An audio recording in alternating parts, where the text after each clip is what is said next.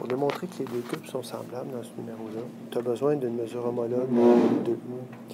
Il est beaucoup plus simple d'aller chercher la mesure de la grande diagonale dans le petit cube, parce que autrement, dans le grand cube, c'est trop difficile d'aller chercher d'autres mesures. Je vais ensuite pouvoir comparer grande diagonale du petit cube avec la grande diagonale du grand cube pour trouver un rapport de similitude, puis dégager les autres rapports à partir de là. Maintenant, si j'observe ici la grande diagonale, elle traverse le cube d'un coin à l'autre, puis avec l'arête du cube et cette ligne qui est la diagonale du fond, elle forme un triangle rectangle, où l'angle droit est ici. Alors, ce triangle rectangle-là, dans le fond, si je le dessine ici, je sais que ça mesure 6, parce que sur le grand cube, non, le petit cube, pardon,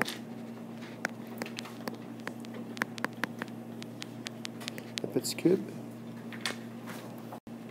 ben, l'aire d'une face, c'est 36 cm². Donc, l'aire d'un carré, c'est côté à la 2, ce qui fait que la mesure du côté, c'est égal à racine carrée de côté à la 2. On a donc racine carrée de 36, ce qui veut dire 6 cm. Alors, j'ai mon 6 cm ici. Combien ça mesure ça? Bien, si je regarde la base de mon petit carré, c'est un 6 cm par 6 cm.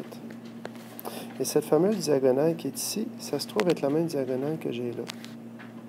Donc, par Pythagore,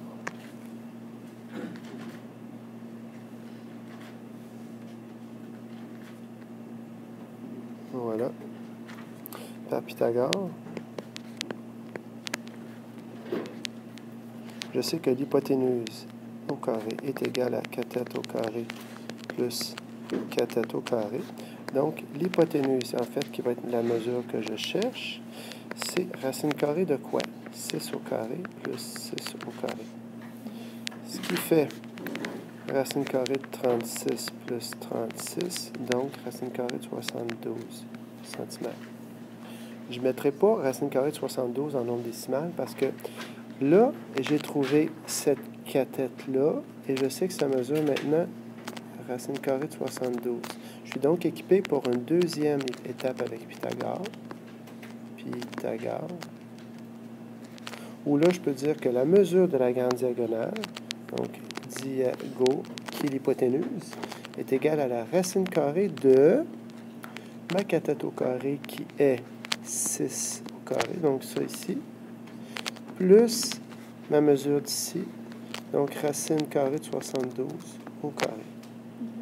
Mais on sait que un carré et une racine carrée sont des opérations inverses, donc elles s'annulent, ce qui donne racine carrée de 6 au carré 36 plus 72, ce qui fait donc racine carrée de 108